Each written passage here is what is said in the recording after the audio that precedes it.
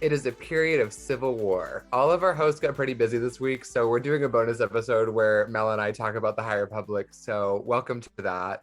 I'm Noah. My social medias are the Jewish Jedi pretty much everywhere, and my pronouns are he, him.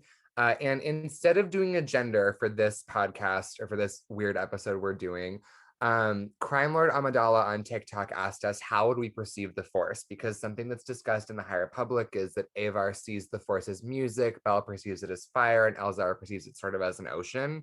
That's a really complicated question to open on. But I if I had to like give a gut reaction, I really do like an ocean, but I don't know if it would be as chaotic as fucking Elzar perceives it, because to me the Force is something that you could spend your whole life exploring or just learn how to do Force push and have that like literally be it. So I like the idea of it being like this massive deep thing you can explore, but also it is dangerous the deeper you go. My answer to that. Damn, that was a really good answer, and here's the problem. Mine is not that good. So, let me just say hi. My name's Mel. I use they, them pronouns.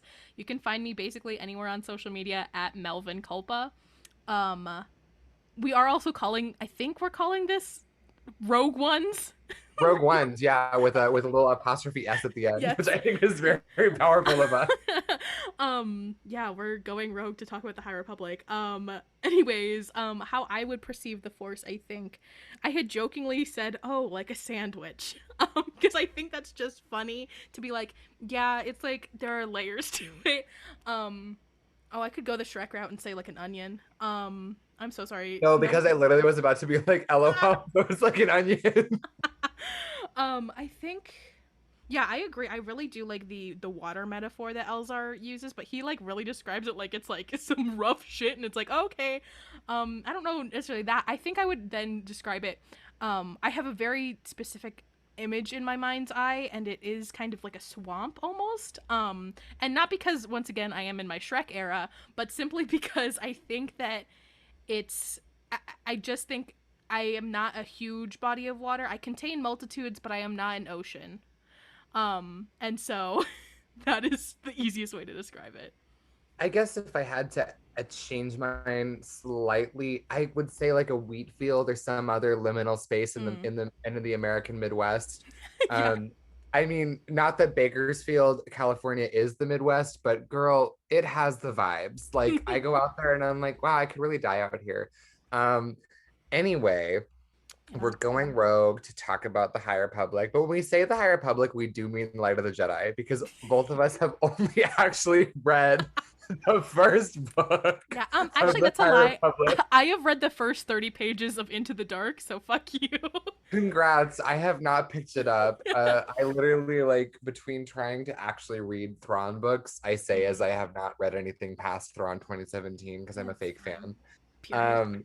But yeah, so let's talk about this whole moment. I will admit, this is actually the first Star Wars book that I ever picked up, like Oh. before I'd read anything, because as a little backstory, while I grew up on Star Wars, I did like phase out of it when I was entering adulthood, and then quarantine hit, and I was like, time to hyperfixate on something.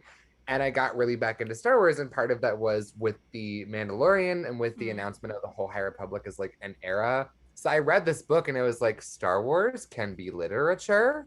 That's like, that was sort of insane to me.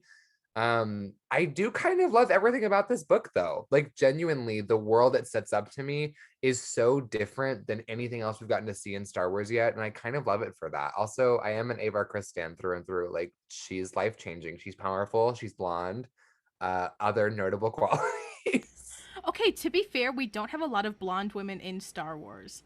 Like, More blonde representation more in blonde. Star Wars. We need more blonde white women in Star Wars.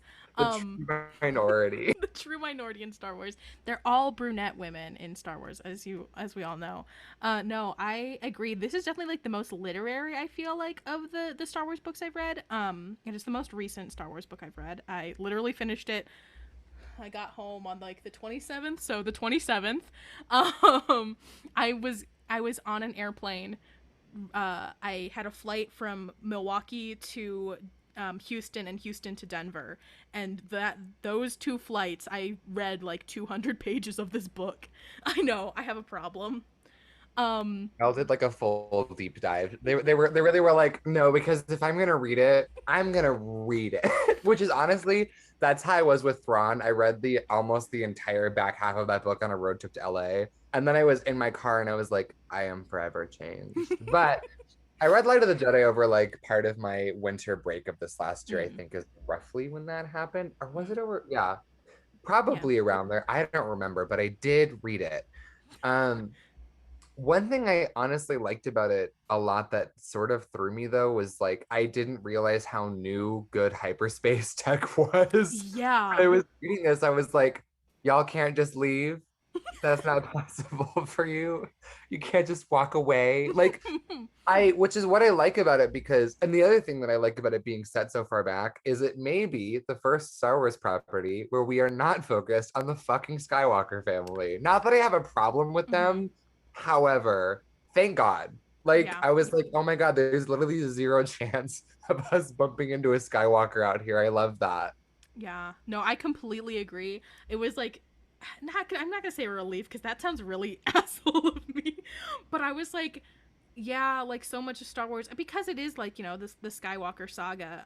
But it's like fun and exciting to be like actually we are going to focus on people not related to that bloodline at all, that we know of. Plot twist: Avar Kriss is Shmi Skywalker's like grandmother. Um, I know we're actually done here. That's where the episode fucking stops. End of I'm done. podcast. We just got Rogue One. I just single handedly blew up Scarif. Also followed by we did get a question on Instagram by a user named Annie.libs. She asked like how like where do you start in the High Republic, because I know for me when I started it I was like this is the first book that came out, so I am going to start there. And I think all of wave 1 happens concurrently. Like I am once again I'm reading Into the Dark right now, and that is happening the same during the like the hyperspace crisis. So like yeah, I think you can really hop into anything in wave 1. But I would recommend Light of the Jedi because I think it's I mean well, once again I'm biased because I've only read that. It's pretty fucking good. It's one of my favorite Star Wars books that I've read thus far, and I've read almost 15 now.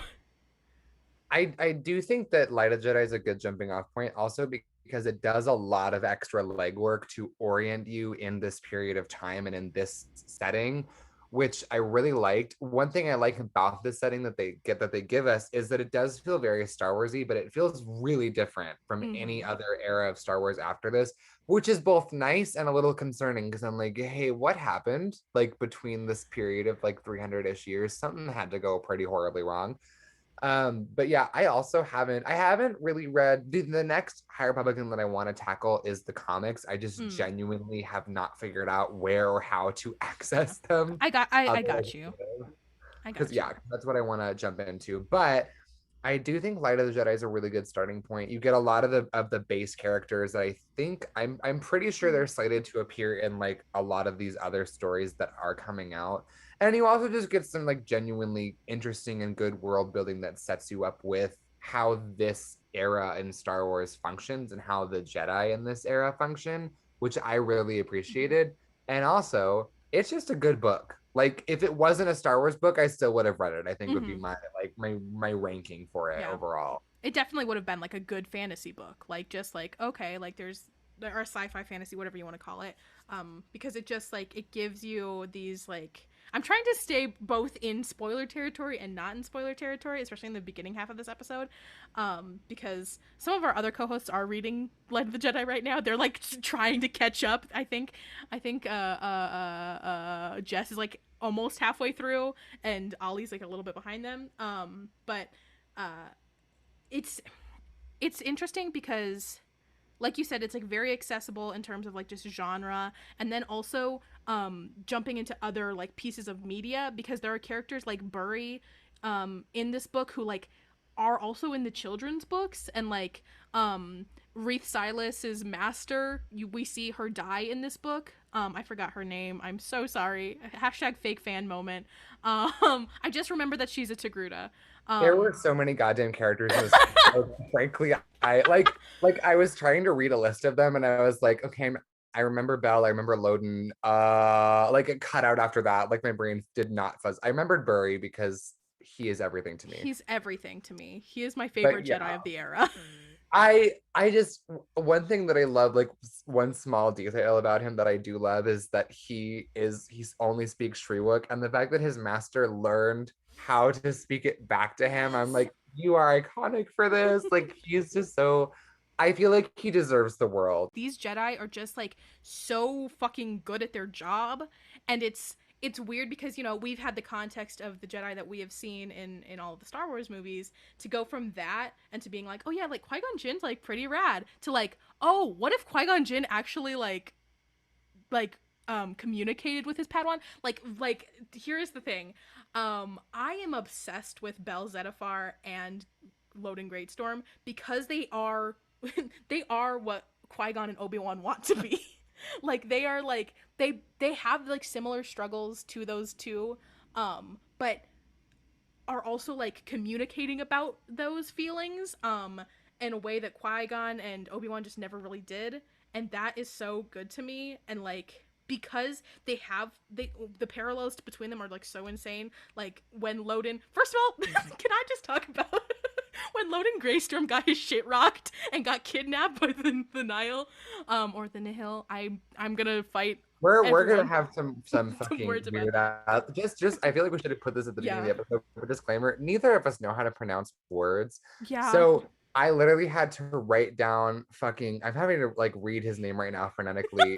Marcion Rowe's name in phonetics in order to be able to pronounce it because I read it as Markion the first time that I read Mhm. this book, and then when we were trying to pronounce it earlier, I literally was like Marachan, my friend Marchan, because I read CHs horribly now. So just as a disclaimer, I cannot pronounce words, especially ones that are debatably pronounced. Something that's also that I really enjoyed about this book is that there is like a sense of like these bitches could die at any time. Like they make you like fucking Charles Scholl, the author of this book. Like he's like, okay, you're gonna care about these guys, and then I'm gonna fucking kill them. And that is very powerful of him. But like I had gotten spoiled that Loden got like kidnapped in some regard, so I was like, okay, like he's going to survive this book. But then he like fucking broke his leg, and I was like, bestie, something bad's about to happen. And then yeah, Marcion was like, how about I kill someone with your lightsaber in front of you? And that was like, Also, Marcion like he went from 0 to 10. He went from like passive gentleman to I am entering my Thrawn era. This is all my evil plan this whole time. I will say, yeah, the fact that there's zero plot armor for a single character That in is a this fucking lie. entire. Oh That's a wait, fucking who? Yoda and then one Mr. Yarl Poof, but we will get Oh, there. okay. No, because I totally forgot that Yoda was even in this fucking book. Good, Like, honestly, good riddance. I, I fucking hate I Yoda. well, no, because I remember like I think they briefly. Does he even have lines in this So book? that's actually a fun thing that I found really interesting and I'd love to talk about is so there's this scene where all of the council comes together to be like, okay, the Nihil, the Nihil, whatever the fuck you want to call it, are kind of a threat in the Outer Rim. Are we gonna do anything about it as the Jedi and as the Republic? And the Jedi are like, well, we are not a military force, so we shouldn't do shit. And then Jarl Poof says the most fucking based line in the fucking book where he's like peace without justice is fucking false.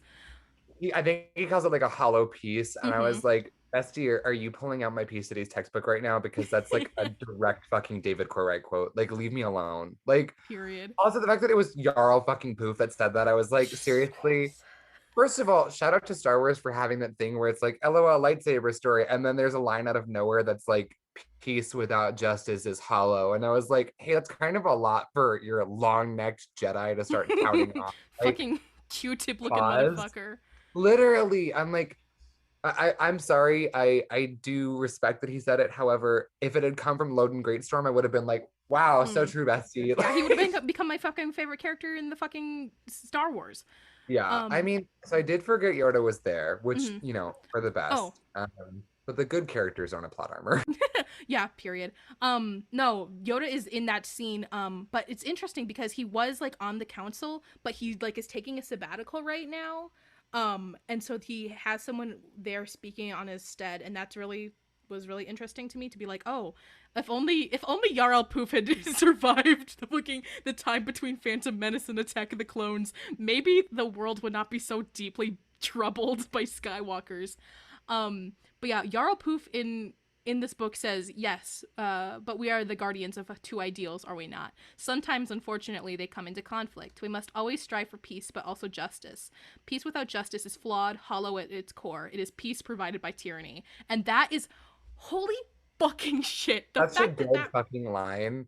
Also, I'm like, not to get into like genocide and peace studies on Maine, but like one of the biggest concepts in that field of study is the idea of positive and negative peace. Mm, For our viewers at home, positive peace is when you're actively like doing things to build a more peaceful and actively working world, and negative peace is just the absence of conflict. And I do feel like philosophically the Jedi of the High Republic era are like notably one thing that none of the Jedi in this book do are like the Nihil, or however the Nihil are objectively evil and bad and terrible, and we have to exterminate and kill them. They're just like they want something that conflicts with the peace and safety of the majority of the galaxy. So we have to analyze them as such and act accordingly. Nowhere in that structure is war, is active violence against, like, they even caution, they're like, don't go blowing these people up. We don't know what they want yet. That's a problem. Like, the Jedi of the Clone Wars era could literally never accomplish that mhm. in a million years. And I think that's part of why I am so drawn to this era, because the Jedi are fundamentally different. Like I don't remember which character you were quoting just now that was like, it might have been Yoda's fucking emissary or whatever that was like, hey, so we're not like an army and we're not gonna go fight a war. I'm like, wow, what a crazy concept that is Huh, for the interesting. Jedi. Like, and their connection to the Force seems significantly stronger. Like, my favorite scene in this book, and possibly honestly of all of Star Wars, is basically during the initial parts of the hyperspace crisis. There's this canister of Tabana gas that is flying at a sun in the Hetzel system, and they're like, hey, so if that hits that star, it's gonna explode and cause a lot of problems. And so basically all of the Jedi like unite behind Avar Kriss through the Force, and they just keep repeating this sentence that goes something along the lines of like, there is a very large object moving very fast and very quick, and we need to stop it. And literally that's all they keep doing, as all of them in concert like move this thing out of the way. Some of them fucking die in the process of this happening. Like, and I was like, so this fully united peacekeeping force clearly exists. And then by the time of the Clone Wars, they're like, war is a good option if you're a separatist. Yeah, Like, maybe we that's what should. happened. Yeah, yeah. Fucking Yoda girl, meet me in the goddamn pit. Hang out with your fucking stupid ass kids, and that is it. Um, yeah, no, that is another scene that is just like the whole concept of the Force is of course fascinating to me as a Star Wars fan. But like has given us the biggest like well of understanding it. And I think that's really interesting to see like maybe the possible evolution of the Force, because this Force does not feel like a tool. It is just simply like a part of their world that like it's saying it's like I don't even know how to describe it, but like it does not feel like they're like, oh, use the Force like Luke to pick up the fucking the X-wing. When a lot of Star Wars does feel like that. And of course, like when you use your critical eye, like that is not what it is in those parts of Star Wars. But to the casual viewer, it is. So for this to be so explicitly like, no, it is different, is really powerful. And like just like the scene with Bell when he saves the little girl near the end of the book, I was like, goddamn, this this is just fucking magic, and I'm obsessed with this. And it's not a feeling I've had about like the Force, because I'll be honest, the Jedi are not the most interesting part of Star Wars to me, by a long run, because I'm a fucking Chiss Ascendancy stan. Um, but like specifically, like this book has really recaptured my imagination and like been like, maybe the Jedi are interesting. To me, that's definitely part of it because prior to reading this book, I was like, the Jedi are cool. I like robes, I like lightsabers. It's a good time. But the way that they interact with the world in this book and like through the Force is so much more interesting to me than how they that. And I'm not saying that because I'm like, yeah, actually, the prequels and every other non-High Republic series is bad because it didn't do this. Like, no, like we know in the Clone Wars era that the Jedi's access to the Force is clouded because war just does that. Like it makes the Force harder to access. But there's this philosophy that I see in this book where it's like the Force is not a tool of the Jedi, but the Jedi are a tool of the Force. Exactly. And I love that mode of thinking because honestly, like whenever they do anything with it, I don't feel like they're like using telekinesis. They're literally changing the way that they interact with the world around them and with people and with objects and with space and with themselves. Although I will say, and I believe it's Elzar who is this character, I can't remember, um, but who fully like uses the Force to like grab a coffee cup Yeah, or it is like Elzar. He's a little and I'm shit. like, and nothing in Star Wars has been more relatable to me than that. Like Avar is like, the Force is something that moves through all of us and is everywhere. And Elzar is like, damn, there's a rock over there, and just pulls it to him. And I'm like, listen, he's so valid for that. Like Yeah. the way that he's like, I want to study the Force. However, I am also going to use it to like lift anything that I want to at any point in time because I can. And I'm like, yeah, I'd be the exact same way, like by far. But I think also if any like area of Star Wars will be able to flesh out the idea that like the Jedi and the Sith aren't fundamental moral systems, they're just different ways of interacting with the Force. It's the High Republic era that will be able to do that. Absolutely. I do think that Into the Dark is going to be touching on that. I think. I'm not 100% sure. Um, I think it's. I know. Because I know Claudia Gray just happens to be epic. And like when I read Master and Apprentice, I don't know if you've read Master and Apprentice, there is a part where she is talking about like the being on the part of the light side of the Force, like being a Jedi is just turning back to the light side of the Force over and over again. Yeah, it's Um, that quote. I do know that quote yeah. from Qui-Gon where he's like, I turn to it because it's the light. Like that I know. Yeah.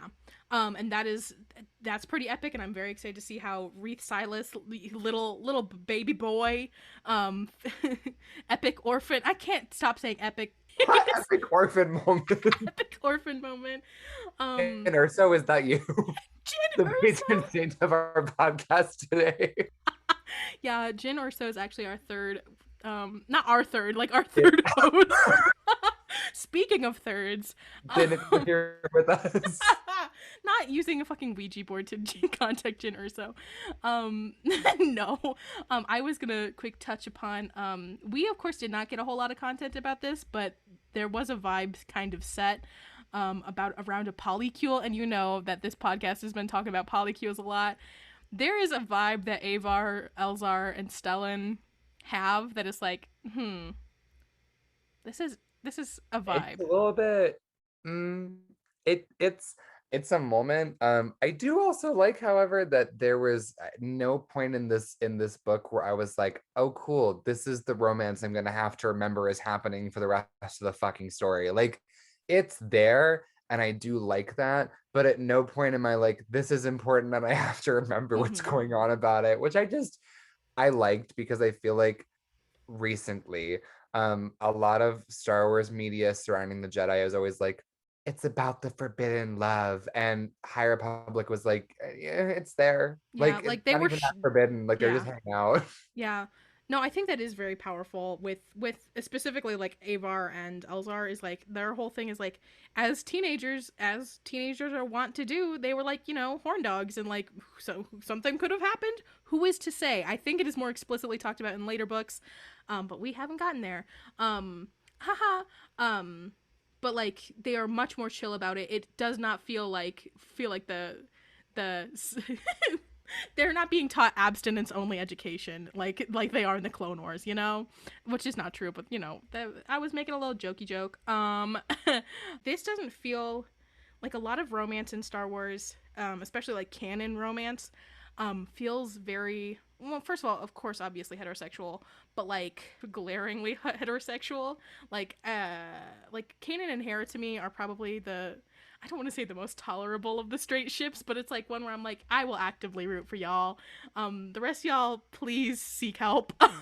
You've got a lot I going on. I do think the reason that I like Kanan and Hera so much in the realm of acceptable straight ships, I am gonna start policing straight people actually as my new Period. goal for the rest of this year. But I think the other thing is that I actually like them both enough as characters to be like, Mm. cool, I like that you're happy. Whereas with some other notable heterosexuals in Star Wars, I'm like, wow, I don't like either of you enough to want this to work. Yeah. I do also feel like though Star Wars has a habit of being like you have these two characters who could very easily be queer, but instead look at these two cardboard boxes we've had on the side that are both heterosexual, and they're gonna be a Yeah. main couple now. And I don't feel like this book did that, which was nice. Although I was like to half of the characters in this book, I was like, these people are very fuckable, and I think that's very powerful of them. Okay. I Wait. No. Who's fuckable? Wait. I need to know who the fuck are you talking about? I think that Loden Greatstorm is kind of Dilfy. I'm gonna say Period. it. Okay. Actually, that's valid. He's very nice. He's strong and he's very thoughtful. I think Mm. that's very powerful of him, and I just feel like I could like hold a conversation with him, and I would enjoy that. Yeah. That said, I do feel like we have to address the helmet wearing, eye owning elephant in the room, which is Marshawn Rowe, or how do you say his name? Martian? Mark? Martian. Martian. Mark. Not Mark. Mark, Martian Rowe, hot or not? I have complicated feelings about this. Do I tell. need to I need to look up a because there's art of him, right? Yes, there is. There is canon art. I can send a picture of him to you Hold if on. you would I'm like. I'm looking Oh, up a active picture of him Google. Yeah. in this weird ass helmet. I don't know if this picture of his face is accurate or not, because if it is, what I'm seeing is someone who wishes he was Thrawn but couldn't pull it off. Basically, he's just Gray Thrawn. Not great, not Gron. Gron, not Gron. Gron's an actual character. No. I love my friend Gray Thrawn. Um, I mean, the helmet is kind of nice. It's not one of the sexier helmets in Star Wars if I had to rank the buckets Mm. that male characters wear on their heads. Um, I so would. we have Yeah, that. I would argue it's one of the uglier ones. Like I it's. think from a sci-fi design standpoint, I really fuck with it. I'm like, Mm. that's a cool helmet. But Yeah. in terms of it being nice to look at, no. Mm-mm. It's pointy in all the wrong directions and has this like he doesn't have one eye. So for his helmet to have one eye, I'm like, you're sending a mixed message right now, and I don't like that. You're telling a Also, story I do not enjoy. no, literally. Also, because in Star Wars, the theme seems to be that the helmet stays on during sex. And if that's the case here, we're not doing it. I don't want to stare at this beady, glowing red eye the entire time. Like, no. At least with Mando helmets, I'm like, this is a sight line. But with this helmet, I'm like, this is a single glowing red dot. Can you imagine for a second that it's you and Mark and you're and all the lights are off and you just see this Not the single glowing glowing LED eye. light. The LED. Not him having TikTok lights in his fucking helmet. Jesus Christ. Imagine you, he fully has a remote in his pocket and he's like, do you want to see something cool? And he changes the color. Okay, I will say, I have not really understood the whole like helmet thing. I think it's like as a lesbian, we don't have like a whole lot of helmeted folks. We have Bo-Katan, and like I do not particularly fucks with Bo-Katan. She's just got some white lesbian energy that I do not vibe So with. true, Betsy. That being said, hey Lorna D, hey girly, I get it. Suddenly, I do understand because I I can't deal with this. I she need hold she on. is shaped exactly in every regard to be someone I would love. Mean. Helmet included? Yes, mean. MILF I shaped. Green. Twi'lek.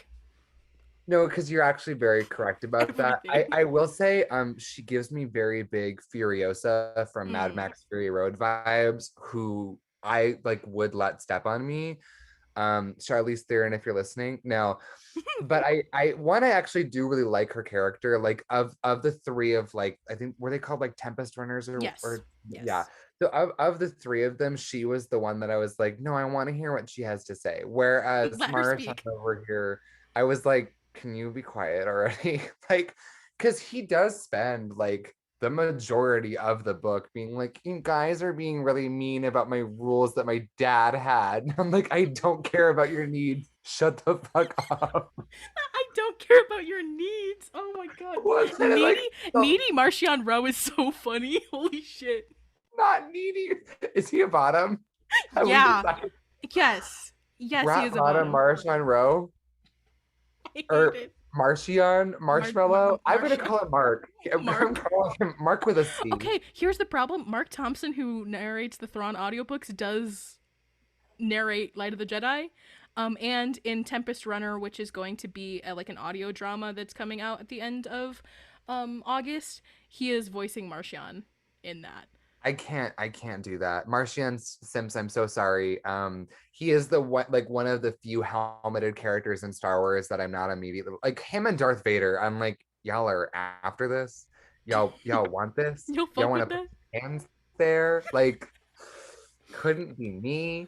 Um, but I mean, I like Lorna a lot. Kasav annoys the fuck out of me. Yeah, He because did the entire book. I when was he like, shut the fuck up. when he exploded, I was like, or no, he didn't explode. He got shot to death. I was like, good for you, as you Well, should. it happened in like the last, like, what, like 40 pages of the book, and I was like, Mm-hmm. God, fucking finally! I was waiting the entire book for him to get blown up.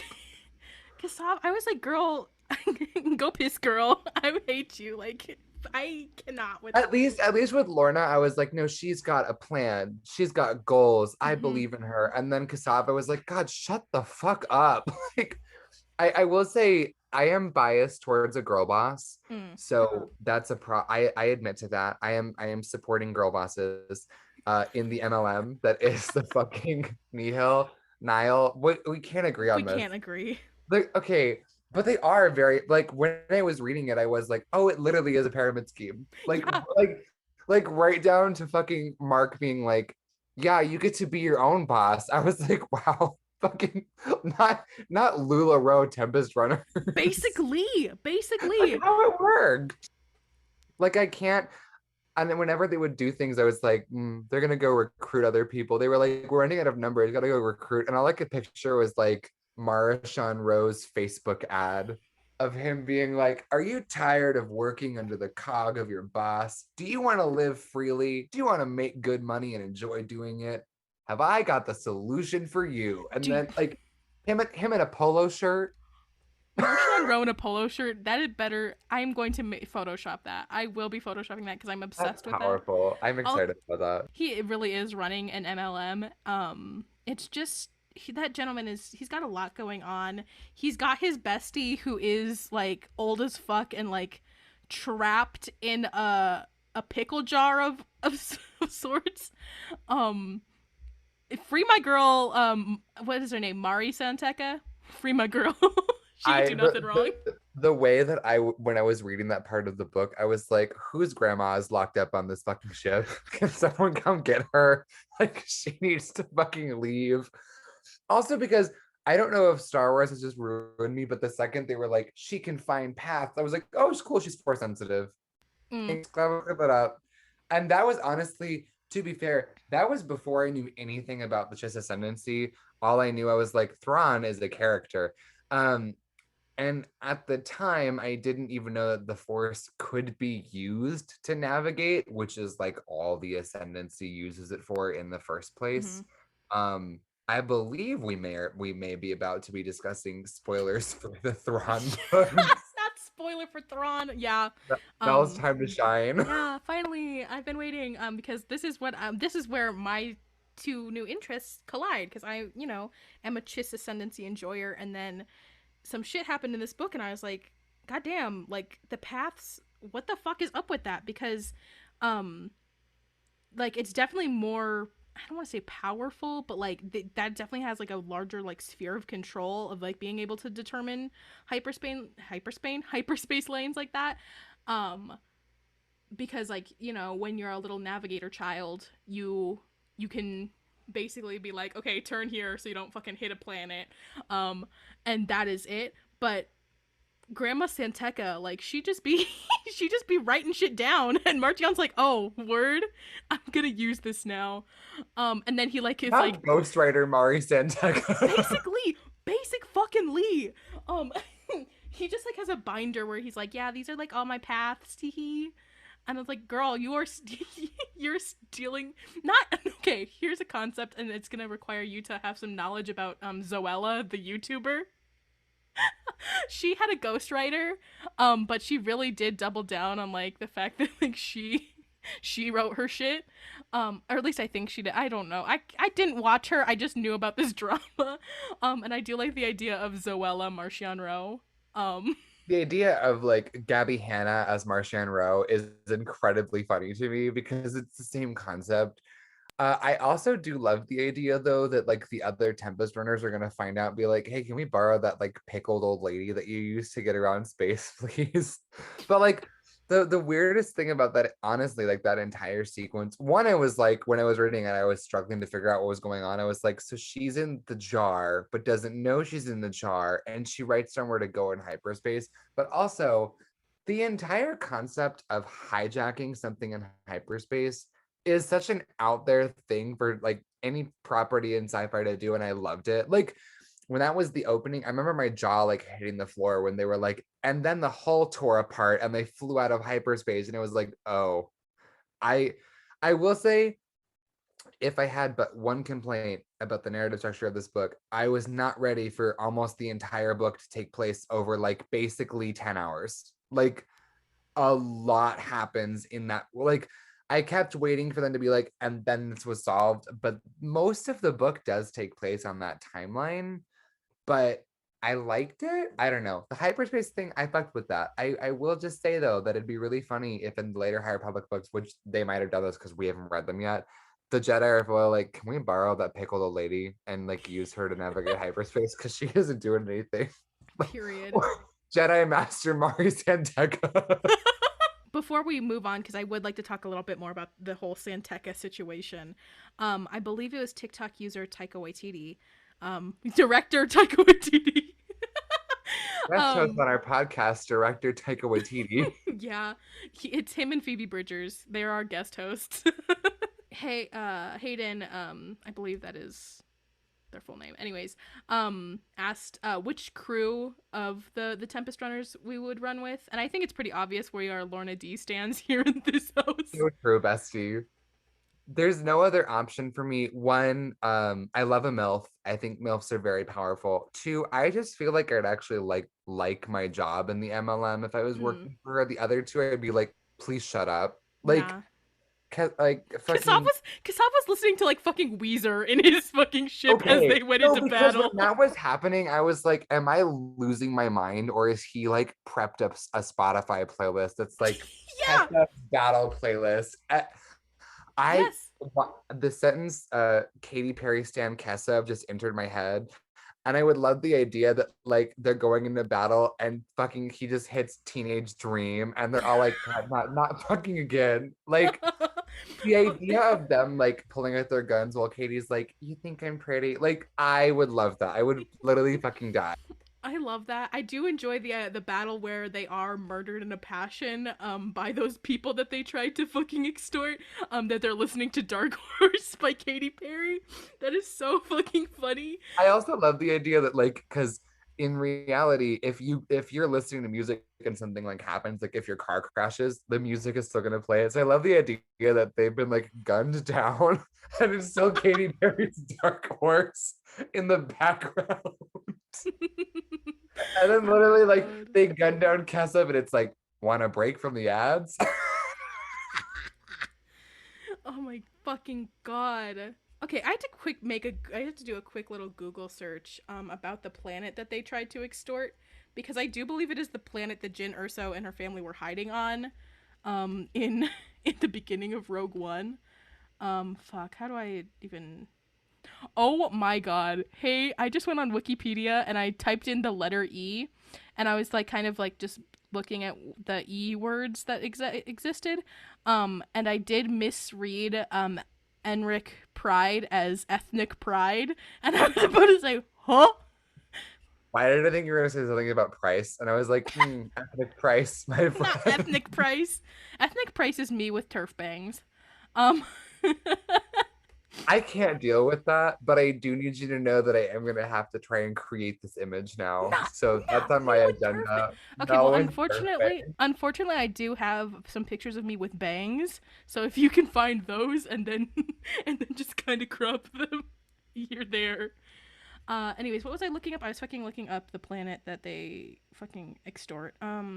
No, it is not. Though it is mentioned in Thrawn, apparently. Epic, thank you. The fact that you Okay. didn't know that, hashtag fake fan. Yeah, hashtag fake Thrawn Wow. fan. Speaking of Thrawn, we were kind of talking about like the Chiss, like the idea of like them being connected to some level to the past, because we don't know Marchion Ro's like whole deal. We just know he's a gray man, um, and like, could he? Here are a few theories that I have about that. Theory one: what happens if he just was like besties with the Chiss, and that is how he found his family found out about the paths, and then they found the Santeca bitch, and were like, would you love to live fergaliciously in this in this Not picnic? fucking Aralani being like, wouldst thou like to live deliciously? And yes, I Honestly, know that she's not alive oh, in she this is not franchise. alive. Well, no, because honestly, I never really remember which Yeah, species in Star Wars lived to which ages, and I'm like, is she like 400? no, Like, she walks up to fucking Marashan Rowe and is like, "Are you he?" he. So either A, he's besties with Chiss, B, he is the Chiss. Like the idea of him being half Chiss, being half human, and just being gray as a result is very It funny. it looks like in the art of him where his eyes are visible, they are black, but he does look very Chiss-like. Mm. So I like the idea of him being like half Chiss and being like, "Hey guys, it's me, Marishan Rowe. I'm part Chiss." But y'all don't know who we are, so goodbye. Um, yeah, that would be very powerful.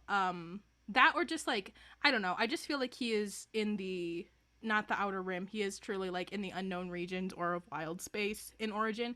And I think we're gonna find out more information about him. I think there's a comic coming out about him. So we'll see how that works out. I one thing I don't totally remember if we got this or not, but didn't he steal Grandma Santeca and like didn't his dad like literally put her in a pickle jar and like take her I'm pretty basically? sure, yeah.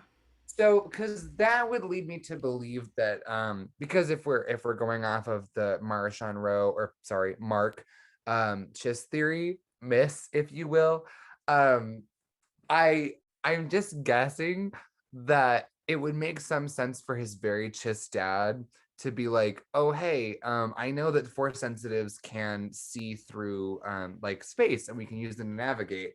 Other idea, this lady's my ghostwriter now, and he puts her Mm, in the pickle jar. period. Alternatively, I like the idea that his dad was just some guy, but his mom was Chiss and was like, He's y'all bitches, Arlani's he's Arlani's son. I do love that. great great great grandfather of Aralani Marashan Rowe. Fuck off. Fuck off. Also followed by I do think it might have been his grandmother who kidnapped Yeah, Senteka. because they've had her in the family. Okay, I realize She's a how weird fucking that sentence yeah, she's sounds. a fucking family heirloom. Like what the fuck? That's a human being, Or bitch. even a girl Mari.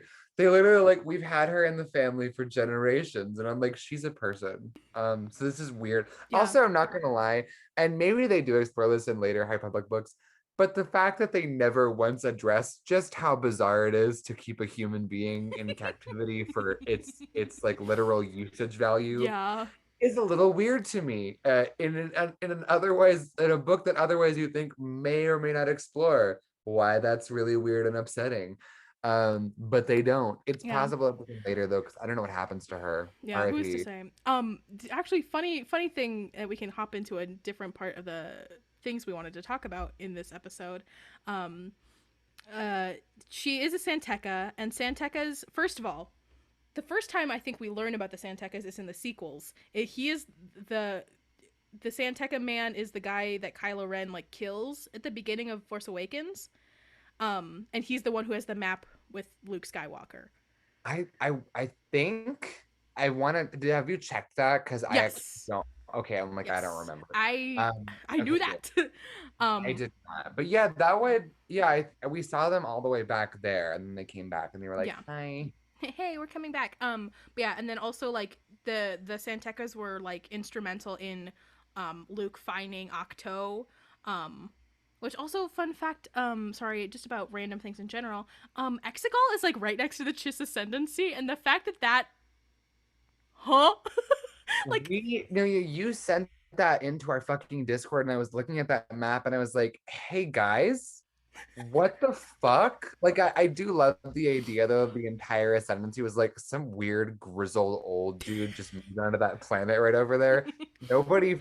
I love the idea of weird neighbor Palpatine, of mm. him like sauntering out in like an ill-fitted Hawaiian shirt Oh and like god. Jimmy Choos and being like, hello neighbors, and they're like, please don't fucking talk to us, you're really Girl, fuck weird. off.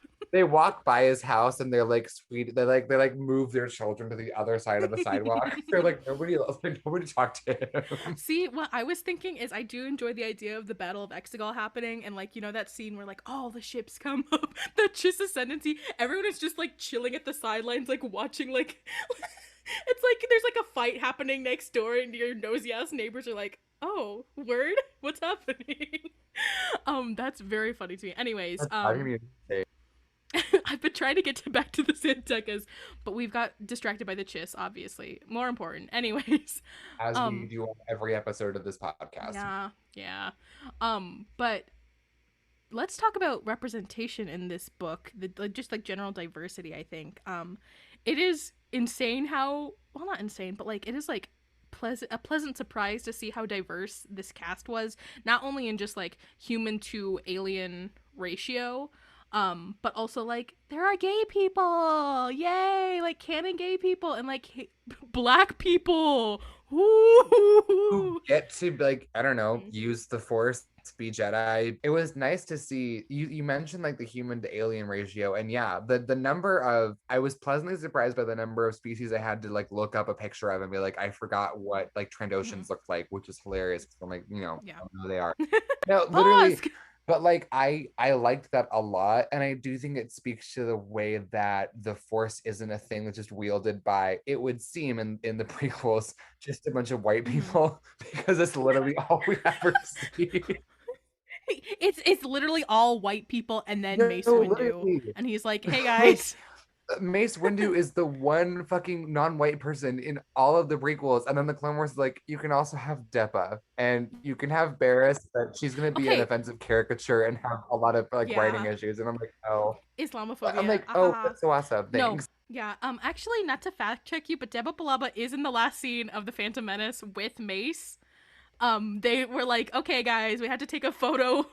we this is a PR photo. We have to get all the brown Right, people Temple in the franchise Diversity in one Day. photo, real quick.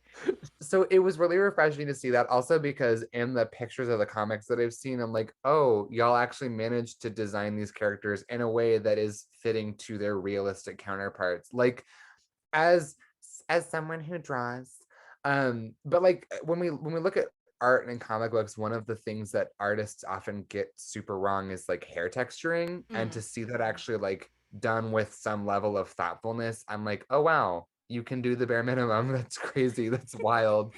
Also just Bell Zettifar, my icon, my boy, who Yes. I would die for, who I would kill for. Like, I I think seeing his journey in this book was so like nice and refreshing. I was like, wow, look at you go. Like, I also just the progression of him, of the one thing he couldn't master in the force in this book being falling, and then the very end of it is him being like, well, if I fall, I fall. I was like, the development, the power, like, I although I will say it broke my fucking heart that he was like, I'm not gonna go through my trials to become a knight yet because my Mhm. master said he would be there, so I'm not gonna do it till he's back. And I was like, Yeah. bestie, he's been kidnapped. Like, He's he's he's in some busy. big trouble. He's got a great storm coming.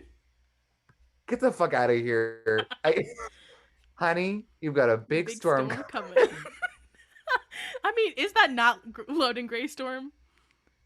I mean, yeah. I there's a lot of weird storm imagery in this fucking book. I was Yeah, like, okay, y'all can calm I down know. with the lightning. And the next book being called The Rising Storm, I'm like, fuck off. I'm like, I literally am out here like, we get it. You name these people tempests, and now you have to stick to a theme. I understand, but at the same time, I'm like, whenever they're like, storms, eye of the storm, tempest, lightning, sparks, I'm like, hey, no offense, shut the fuck up. Uh, um, I'm begging you. yeah. Also, I'm sorry. I'm just thinking about they were the fucking Tempests were like having like their little party or whatever, and they were all doing like party drugs there. I was like, sick Bad Batch reference of just like random party drugs being available. I But can't do but that. but they were brave enough to say we're also going to have gay people. They can do both. So Um, full tilt yeah. admission moment. I don't remember who the gay people in this book Oh, were. okay, period. So there's two of note. I think there are maybe other characters who are confirmed later on, but the Santecas who are Mari's like cousins or some shit that Elzar and Avar meet up with, their husbands. Okay, genuinely, I missed that when I read this Oh, fucking. I don't I don't know how that happened, but my legitimate memory is I was like my favorite heterosexual couple, the Santecas, having a grand old time. Wasn't yep. aware of that. So They that's embarrassing. yeah. However, I do love that we actually have gay characters and they get to be evil. Or at least slightly manipulative towards our main Yeah, just cast, straight up bitch ass liars. which I did love. But also, I mean, I kind of love the way that fucking Avar and Elzar like communicate through the Force. I was like, that was actually really powerful because I was like, hey, look, their bond emotionally actually makes them stronger. That's weird. Mhm. That's suspicious. That's weird. Weird. Yeah, no, I agree. I think it's interesting because I think it's once again like a Kanan and Hera type situation where I'm like, go straight people, go, even though I don't think Kanan and Hera are straight. Anyways, the point is like it's two people who like acknowledge the fact that they are like attracted to one another and like have this relationship, let it be romantic or platonic, and that is not going to cloud their overall judgment, but they can still embrace and care about that other person, and that is very powerful to Yeah. me. I not Yeah. to advocate for like platonic friendships, I mean, but I do genuinely really like their relationship. And Mm-hmm. if the writing does take it somewhere like on the more romantic side, I'm not gonna be like, ew, heteros. But I also just like every scene that they had together, I was like, you can tell that they have a history, which Star Wars, my love, has sort of a hard time doing a lot, like really giving characters the feeling that they've existed for longer than the narrative is showing us them. And I like that about both of them. I was like, I can tell y'all have known each other for a while, and I appreciate that. Yeah, no, absolutely. I completely agree. I think that they I don't know, they did not feel like the main characters of this book to me. And I think it's just like I've got two things. I got two things going on. One, I will always be like, if there are characters of color at the forefront, I care more about them. I'm so sorry, bestie, but Belle and Indira, like those are the characters I care the most about in this book.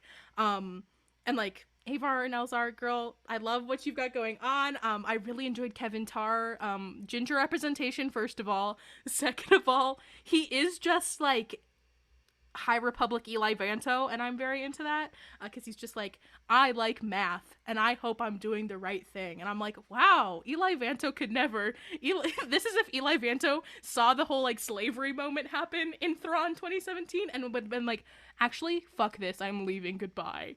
Um, I I like I also like Bell because genuinely like I his narrative is very like I really liked all of like one, I love his character. I'm like he behaves in a way that someone of his age would, but I also just because we were talking about how great him and Loden are together earlier, and I was like, yeah, because Loden fully is like, I'm gonna let him do what he needs to do, and then in random moments is like, no, we're gonna have instruction now. Like I need you to do this for us to survive, and I appreciated that, but just like his whole vibe. Like I feel like Bell is one of those characters in Star Wars that I was like, I will hang out with you. the fucking Elfrona, that's how I'm pronouncing it. That planet that they were on.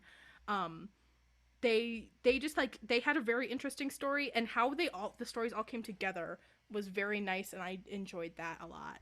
Uh, but yeah, Thrawn 2017 does a very similar story mechanism where you have so much going on and it like collides at the very end. And that happened in Light of the Jedi, and I really did enjoy it.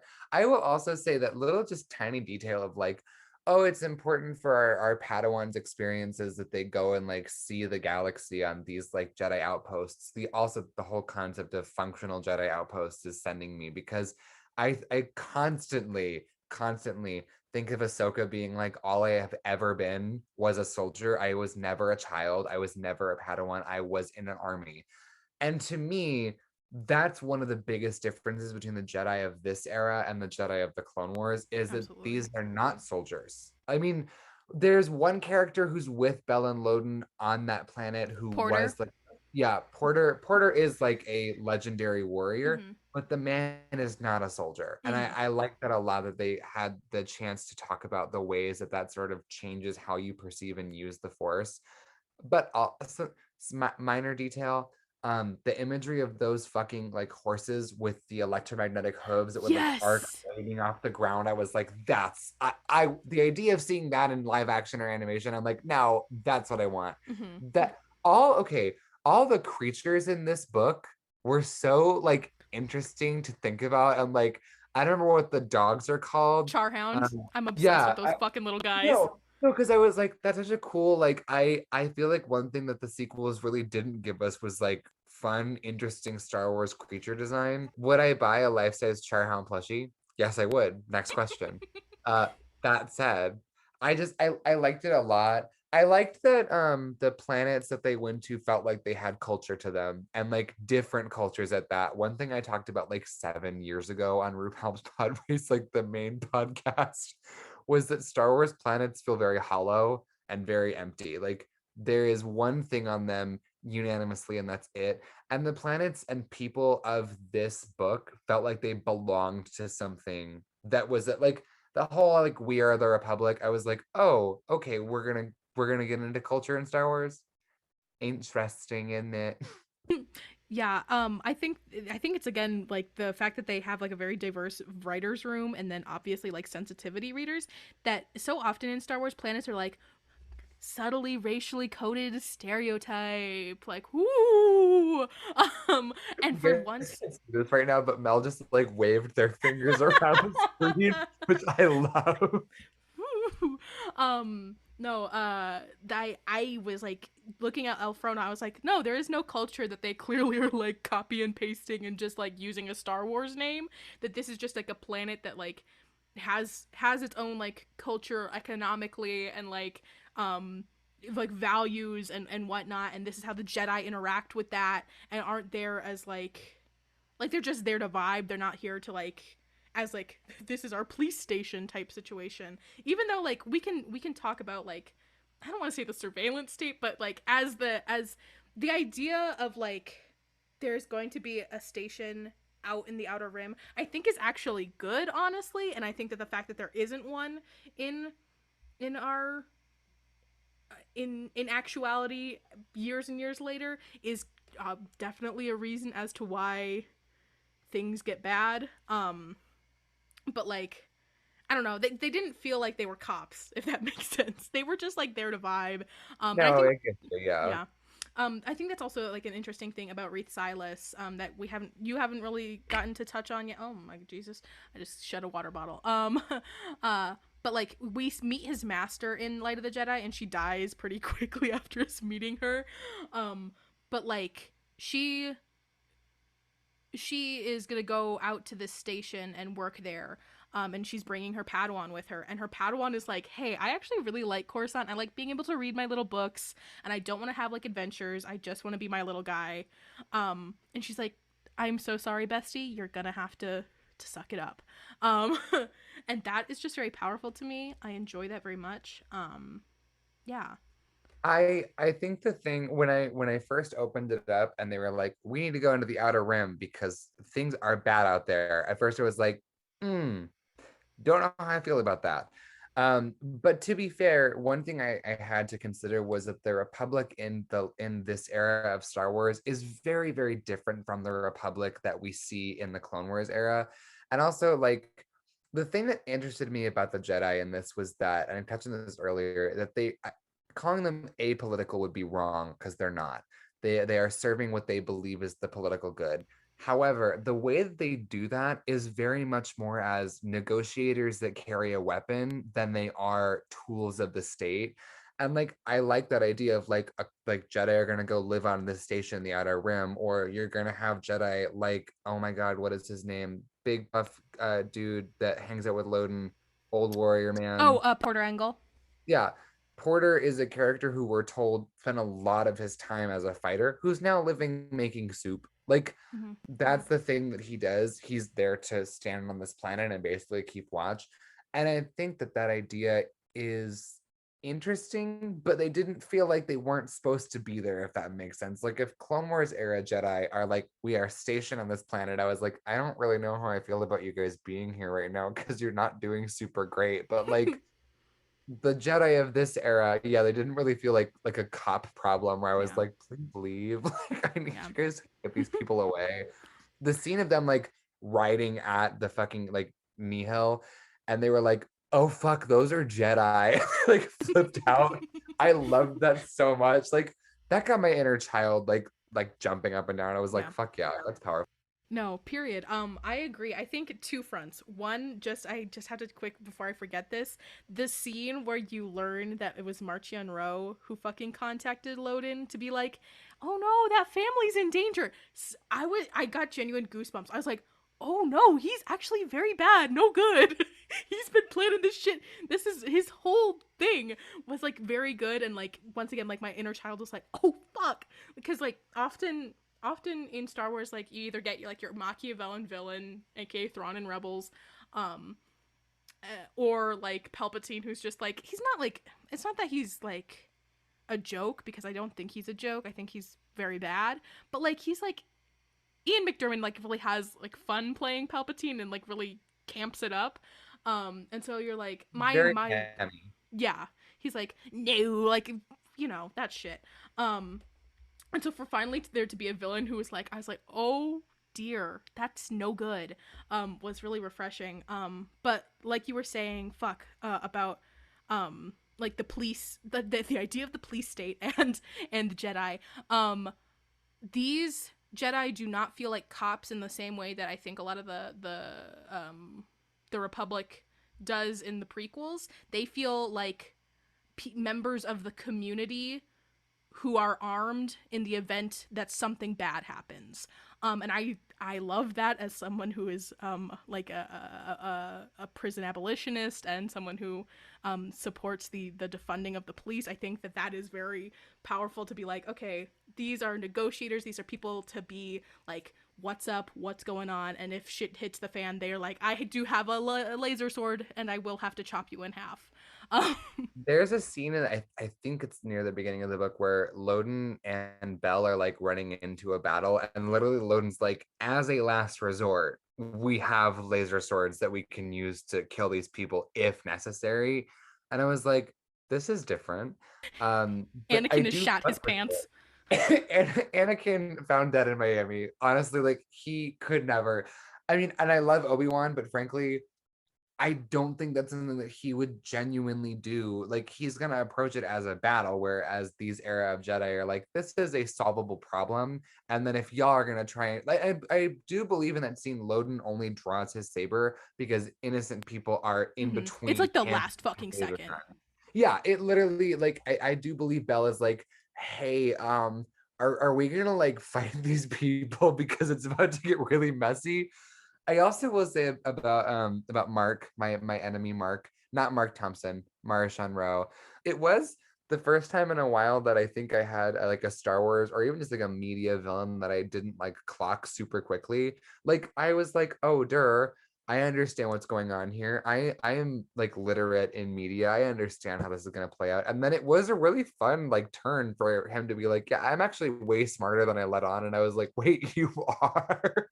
Shit. Yeah, because he I goes from didn't see like that coming. he goes from like nepotism baby Marcion Rowe to like I am my own girl boss. No, literally, because like the entire book, I was like, we get it. Your dad had a business that you inherited. Okay, pop off, Jeff Bezos.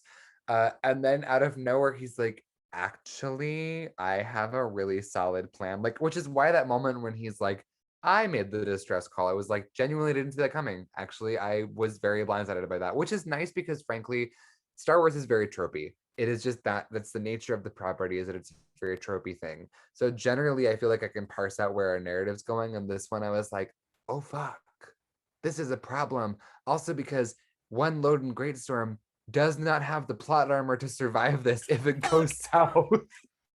Loden, girl, run! Loden girl, get out. Except for the part where he cannot run because he broke his leg very badly. Also, the imagery of that was Oh my visceral as all god, fuck. I was yeah. like, I once again was on an airplane and I was like, I had not eaten that day thus far because I was having a long ass day, and I was like, that did make my stomach turn. I do not enjoy that. I feel like also because Star Wars injuries are always like, he lost an arm to a laser sword that was instantly cauterized. Yeah. And this was like his knee snapped off, and I was like, it what? Like, Huh? I know, literally, like Star Wars violence is like, oh no, a laser bolt that hit someone, and then this book was like graphically detailing how he shattered his leg, and I literally remember reading it being like, like, and my stomach doesn't turn easy because I have worked in hospitals before, so like I've seen it in person, but I don't know why I was like, that's not supposed to happen in a Star Wars. Exactly. That's not that hashtag not my Star Wars. um, Period. Although this actually is my shit. Like I yeah, do love this book and this era of this entire like piece of the universe. I'm like, hi best. truly, I completely agree. So I think we are gonna wrap it up here. But we did get a question from TikTok user Crime Lord Amidala, and they did ask, "Do we think we could take on a fight with Padawan Buryaga?" Let me see how they said the Yeah, question a how did little they differently. phrase this? Because that's a very important It's a piece of this loaded. That's a question. loaded question. Could you fight Buryaga emotionally or physically? Okay. So physically, um, if we're pretending that we're in the Star Wars universe, let's say for argument's sake that we're both force sensitives. Okay. Um, physically, I could beat him to death. Um, like in a fight, I do Holy think I shit! could take him. I do think I could take him in a fight. That said, if he walked up to me and was like, I have to kill you, I would throw my lightsaber away and be like, okay, Do what if you you say must. so. Like I genuinely like if if physically they were like, we're gonna put you in a cage match, you have to fight. Yeah, I'm beating him easy. That kid's going down because he. I think he's like what, like 12. No, he's like 50 because Wookiees age like way like slower than us. Like they live for such a long time. Like he is. Damn. In that case, that grandpa is going down. I'm gonna beat him to death. Here, let's see if we can find However, his age. emotionally, no circumstance could turn me against him. I don't even care if I'm in like the fight on Mustafar and he's Anakin and I'm Obi-Wan. I'm taking the low ground. Like, Period. I'm letting him win. I don't want to hurt him. Yeah, he's just a little guy. Like I know he's like canonically not a little guy, but like he is to me. I mean, to be fair, Grogu is also canonically an elderly man, and we're all like, he's just a little baby boy. No, yeah. I Buryaga, I could not take him in a fight physically or emotionally simply because he is like him and Belle are like my favorite characters that we encountered because that scene with him and the like child who um like there's that scene with him and this child and he like can't speak to him because he doesn't have the physical ability to speak basic. Um but he like basically just calms him through the force and is like, "Hey, bestie, like it's gonna be okay," and he gives him a hug. I was like, hey, "Your hand in marriage, your hand in marriage, sir." No, Um, legitimately, I love that entire scene at the very end on the space station because we get it from his POV where like just there's a sentence where he fully goes like, I'm in pain, but these people are in more pain and I'm okay with like prioritizing them over me. I was like, hey, not to be dramatic, but I would die for you. Period. Um, he just has this like level of empathy about him that I do think honestly is a crux of what it means to be a Jedi in the first place, that the characters in the Clone Wars and prequels era lose along the way just by necessity. Like they don't have that anymore. So I do love the idea though of either of us being like stuck in a cage and they like fight fucking Buryaga, and we both be like, no, like I'm sorry. No heart You're like emoji. you're like three gay people enter, one gay person leaves, and you and I would be like, well, we had a good one. Like that's it. I'm sorry. Yeah. I'm not gonna fight him. He's too nice. He's just a little guy. He's just a little guy. I But do yeah. feel like that's a good place to end this episode, is just us ranting about Buryaga being just a little guy. We do hope that you enjoyed our discussion of the High Republic. There's an asterisk at the end of Republic that just means the Light of the Jedi, because we didn't do anything else besides that because we haven't read it. But anyway, we hope you enjoyed this discussion. We know it was like a little out of place, but I think this was fun. I had a good time doing it. There will be an episode of RuPaul's Podrace with our full cast of characters. Out at the like midweek that we'll be doing our regular shit, like discussing the Bad Batch and becoming completely unhinged live on camera. I believe we're gonna update our Twitter on when exactly that's gonna be happening. The episode should I'm unsure because I'm the one who edits the episodes. I am unsure if I'm gonna get it either done by Tuesday or Wednesday, but it will be before the next episode of the Bad Batch. Yeah, either way, we'll be posting updates to our socials. So we're RuPaul's Podrace on Twitter, on TikTok, on Instagram, etc., wherever people do social media things. That said, keep an eye out for it. Giant winking face as I reference my friend Mark Rowe. Not Mark Rowe. And thank you for joining us on Rogue One's A Star Wars Story. May the force be with you, and don't crip it up. Waka waka. Waka waka.